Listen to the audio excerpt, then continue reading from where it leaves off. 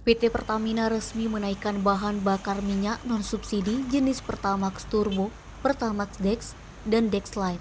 Di Sumsel saat ini, ketiga jenis tersebut masing-masing harganya Pertamax Turbo Rp16.550, Dex Lite Rp15.350, Pertamina Dex Rp16.850.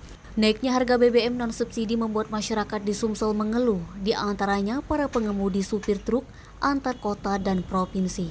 Rian, salah satu pengemudi truk engkel yang ikut mengantri di SPBU Simpang Bandara mengungkapkan, belum mengetahui tentang naiknya harga BBM. Kenaikan harga ini juga secara tiba-tiba tanpa ada pemberitahuan sebelumnya. Sebagai pengemudi di salah satu perusahaan, dia merasa hal ini memberatkan. Karena jika BBM naik, otomatis ongkos jalan dari perusahaan untuk mengisi bensin akan berkurang. Edi Handoko, Sumeko TV melaporkan.